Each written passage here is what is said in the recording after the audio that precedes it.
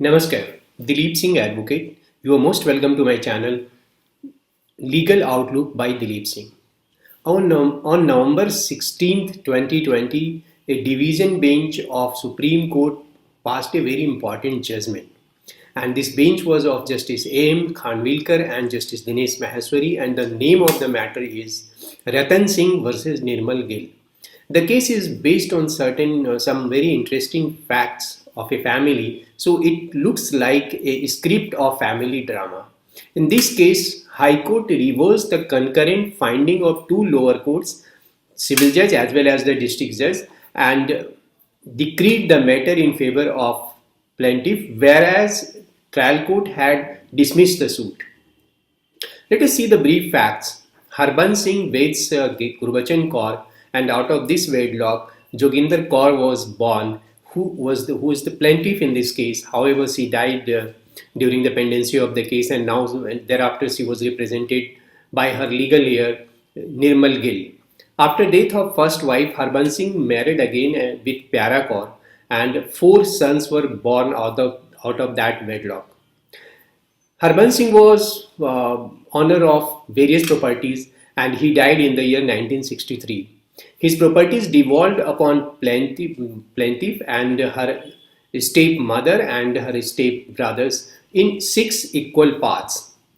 Plaintiff, with other shareholders at the point after the death of her father, executed a general power of attorney on 8th of October 1963 in favor of one brother, Gurdayal Singh, for management of land. After marriage, Joginder Kaur shifted to Delhi, and she was having very less frequent visit to her properties. In December 1999, one of her cousin who met her in a family marriage, and he informed that a part of the property had been sold by her step brothers. Then she came to know about the transaction. On inquiry later on,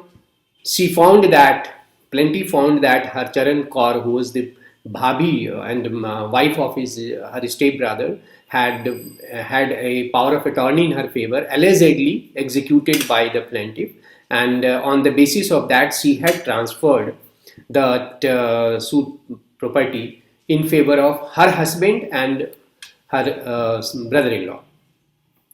One thing was very important in this GPA, that the reason was given that the properties of a woman, so she is unable to manage the property as a woman, so this GPA is being executed. The case of sister plaintiff is of fraud committed by her stepbrother and his wife, and they had taken signature on a blank paper saying that the paper will be used for the mutation of the property in favor of brothers and sisters.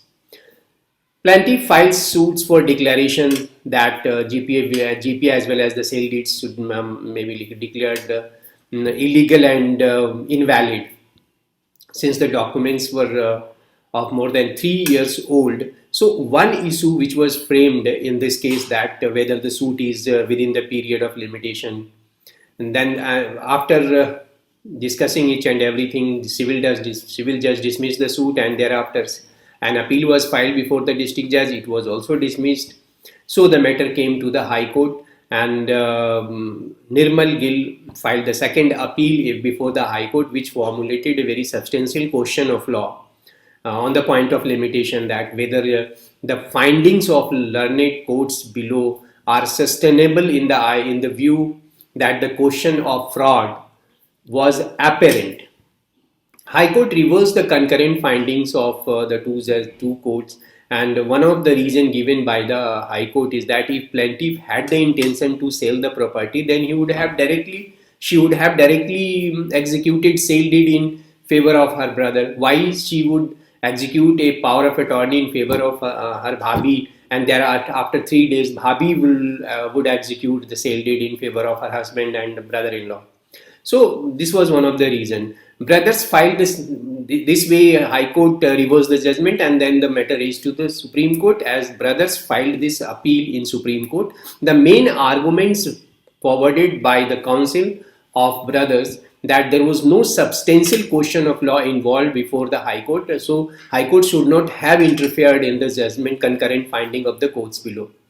Secondly, the second plea was that there was no pleading and in a pleading of fraud as envisaged by Order 6 Rule 4 of Civil Procedure Code. So High Court should not have interfered in the matter. On the other hand, Council of Sister argued that the brothers were in dominant condition and the step brothers were in dominant condition, and so there was a fiduciary relationship between them and they influenced the situation, and this entire fraud was committed. Supreme Court framed two questions in this case. The first question was whether the suit filed was within the limitation period, and second question was whether the 1990 general power of attorney and sale deed thereafter are a result of fraud or it was genuinely executed by the plaintiff herself. So, for considering the dispute, Supreme Court relied on the judgment passed by the Supreme Court in Prem Singh versus Birbal, where it is specifically and categorically held that there is a presumption of genuineness in case of a registered document, and all these three documents were registered documents, so a presumption is there unless it is rebutted by the positive evidences. Then Supreme Court referred the Section 68 of Evidence Act, which deals with the proof of execution of documents required by law to be attested, and it particularly its proviso says that it shall not be necessary to call an attesting witness in proof of execution of any document which has been registered as per the provision of Registration Act, except a will, unless its execution by the person by whom it purports to have been signed and executed is specifically denied, as in the present case. Petitioner plaintiff is expressly and specifically denying that she had not signed the document with the intention to execute that document, particularly that general power of attorney. It also referred 69 of Evidence Act, which deals with the proof where no attesting witness is found, but particularly in this case, witness is there. Then Section 71 of Act, which deals with when the attesting witness denies the execution of the document, but particularly here we are more concerned with Section 68 because there was an attesting witness who came to the court and deposed. Supreme Court also dealt in detail the Section 101 of the Evidence Act, which deals with the burden of proof on the person, and particularly on the person who is asserting any avowment. So there is an interesting thing. In this case, High Court said that burden of proof would be on defendant, and so the judgment was passed and the decree was done in the favor of plaintiff. Whereas in Supreme Court said that the burden of proof of fraud or proving fraud was on plaintiff, as she alleges. With due respect, I think High Court was right in here, and Supreme Court should have considered one more important thing, that in case of fiduciary relationship, there is a presumption in favor of the person who is in dominant position. However, the Supreme Court here categorically found that plaintiff failed to prove the existence of fiduciary relationship and held by the defendant. With due respect, in case this is something I differ from the findings of Supreme Court. Next, Supreme Court further relied that it is a well-settled proposition and well-settled law that High Court, while exercising jurisdiction under Section 100 CPC, cannot reverse the concurrent findings merely on the ground of having a different and another opinion. Anyway, here the one thing is very important because this entire case depends upon the attesting witness. So the attestation of a document is very important where fraud is pleaded. The Supreme Court discussed the attestation in very detail. Attestation is dealt in Section 3 of the Transfer of Property Act 1882, And attestation in relation to an instrument, if otherwise not stated anywhere, then it means that two attesting witness or two or more attested witness who has put their signature in presence of the executant, and he has seen the executant to sign that document. Supreme Court held that attesting witness in this case has categorically stated that he saw plaintiff as well as her bhabhi to sign that power of attorney. So that sale deed, the power of attorney was duly executed, and it went in the eyes of Supreme Court. It went in the favor of defendants brothers. Plaintiff also asserted in this case that she had not received, the sister said she had not received the consideration amount. This was one of the plea. But Supreme Court said that the burden of non-receipt of consideration amount was on plaintiff or the sister. It was not on the brothers who paid that, because brother deposed that he had paid the consideration amount after selling one of the property of his mother. So Supreme Court believed the version of the brother and it denied and rejected the version of sister who had said that she had not received that consideration amount.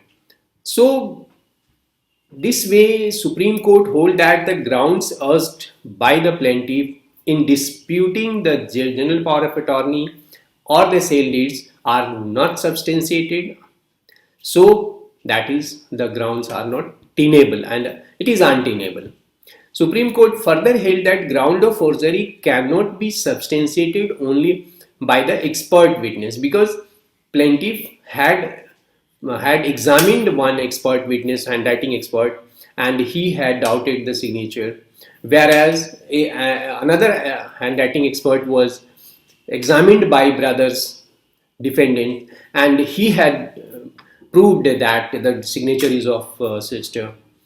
So on this situation, Supreme Court categorically found that the document was duly signed by the sister on the basis of the corroborative evidence, and this way case of plaintiff was rejected. Now coming to the limitation for the purpose of fraud, because this judgment is mainly is very important for the purpose of sections of fraud in limitation in case of fraud.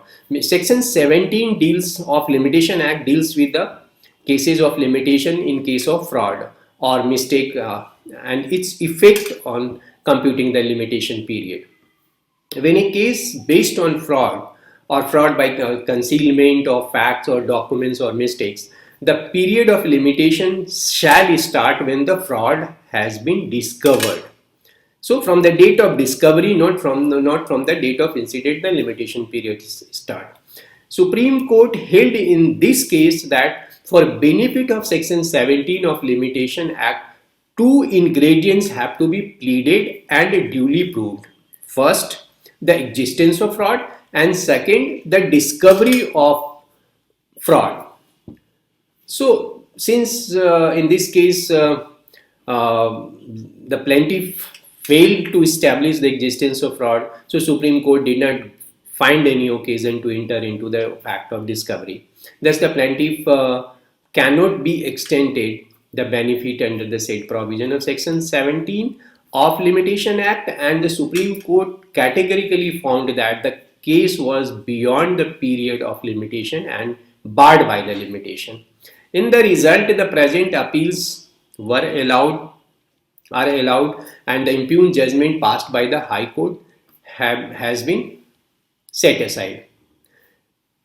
By going through this judgment, there are few lessons which I would like to discuss. First, that a person should be alert related to his property, its status, and he should keep tab on, or she should keep tab on the property. Even in case of he or she has to be alert from his or her family members also, because even it can cause damage to by even family members.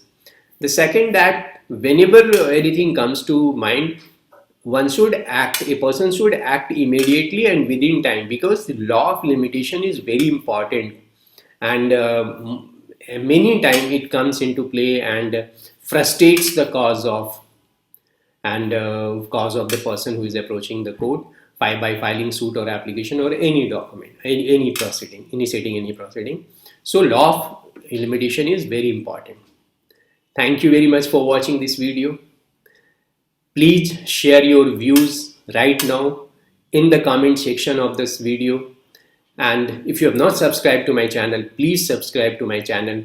Thank you very much. Namaskar.